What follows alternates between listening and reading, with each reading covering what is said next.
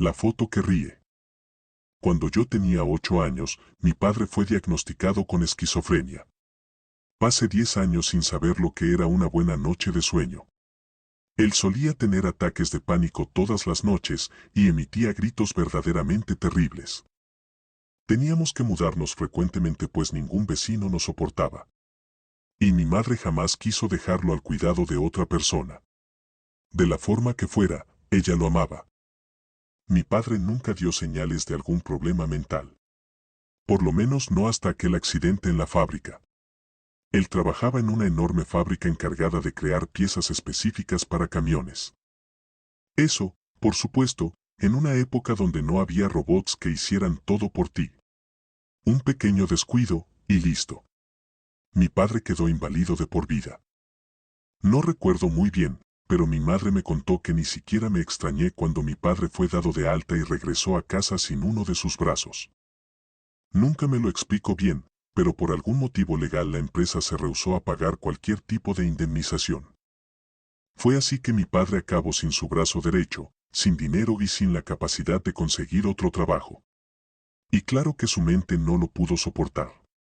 Desde mis 3 y hasta los 6 años, lo vi muy pocas veces. Familiares y amigos iban a nuestra casa preguntando si había muerto debido a su repentina desaparición, y mi padre gritaba desde la habitación que sí.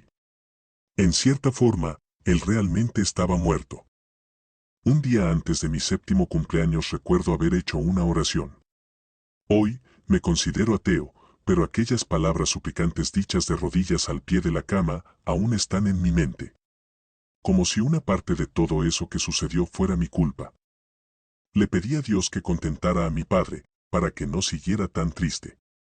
Fui a dormir, y cuando desperté, mi padre estaba en la cocina preparando un café, algo que no había hecho en los últimos 3 años.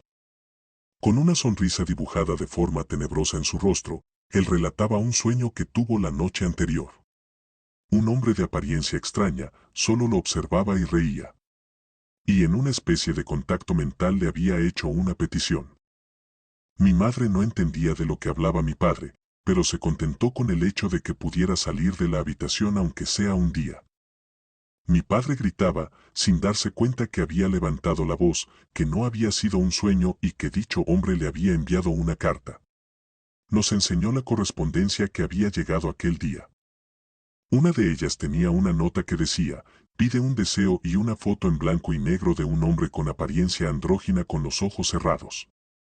Entendía muy poco la conversación de los adultos mientras tomaba mi café de la mañana, pero ver a mi padre sonreír después de tanto tiempo fue el mejor regalo que pude recibir. Mi madre hizo un pastel, cantamos y comimos. No tenía muchos amigos, por lo que mis cumpleaños eran celebrados de una forma sencilla. Los años de horror de mi infancia comenzaron al día siguiente. Despertamos con un grito de mi padre. Me levanté de la cama asustado y corrí a la habitación de mis padres. Al llegar ahí, me encontré con mi madre sentada en la cama, con una mirada desencajada y mi padre de pie gritando. Dios mío, mi brazo ha nacido de nuevo, tengo 2 brazos otra vez. Apenas me mantuve de pie, intentaba entender lo que sucedía. Por más que él insistía en decir que su brazo había crecido de nuevo, cualquiera podía ver que él continuaba incapacitado. Corría por la casa tomando objetos imaginarios y gritándonos, ¿ven eso? ¿Están viendo eso? Intentó conseguir un empleo, pero no pudo porque no tenía el brazo. Cuando contó y mostró a sus amigos, nadie era capaz de ver su brazo, pero él se afianzaba en su posición. De ser un hombre deprimido, él pasó a ser un sujeto agresivo con cualquiera que no creyera en su historia del brazo imaginario. Eso no resultó en ningún problema durante un buen tiempo, hasta que comenzó a decir que unas escamas le habían comenzado a nacer en el brazo. Decía que poco a poco iba perdiendo el control de aquel miembro, como si pudiera controlarse a sí mismo. Y así comenzaron las noches de sueño perdido debido a los gritos de mi padre. Con mucho esfuerzo un médico lo examinó y concluyó que era esquizofrénico. Desde esa fecha mi madre decidió que la mejor opción era dejarlo encerrado en una habitación para que no se convirtiera en un peligro para mí. Puede que esta actitud resulte egoísta y absurda, pero en los 80s así solían tratar a las personas con cualquier tipo de problema mental. Era toda una cuestión cultural de la época. Descubrí un mundo nuevo. Estudié, hice amigos, conocí lugares y me distancié cada vez más de mis padres. De vez en cuando llamaba para saber cómo estaba mi padre. Siempre era el mismo, con las mismas crisis nocturnas. Mi madre continuaba cansada cuidando de él. Yo seguía demasiado ocupado con mi propia vida. Las únicas ocasiones en que los visitaba era para llevar dinero. Las cosas se habían puesto difíciles desde que mi padre dejó de trabajar. A pesar de todos esos acontecimientos de la infancia, nada me pudo preparar para la pérdida que vendría. Me quedé helado con el teléfono en el oído. Tener que escuchar aquellas palabras, tu madre falleció, me golpeó como una puñalada en el vientre. Como si una parte de mí hubiera sido arrancada. Tener que identificar el cuerpo y verla con el rostro completamente desfigurado fue una tortura. La casa no tenía señales de allanamiento o cualquier tipo de invasión. La policía fue hasta el lugar solo porque los vecinos escucharon gritar a mi padre durante horas. Yo la maté, yo la maté. El problema es que por más que mi padre gritara que él la había asesinado y que debía ser encarcelado, nadie le haría mucho caso a una persona fuera de sí. Y lo más extraño fue cuando los peritos confirmaron que las heridas habían sido hechas por una persona diestra.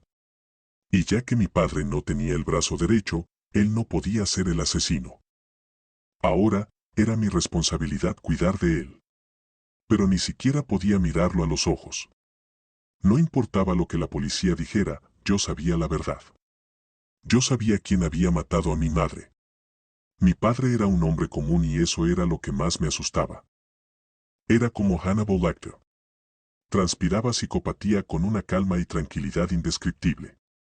Sabes que no me puedo quedar contigo, ¿verdad? Claro.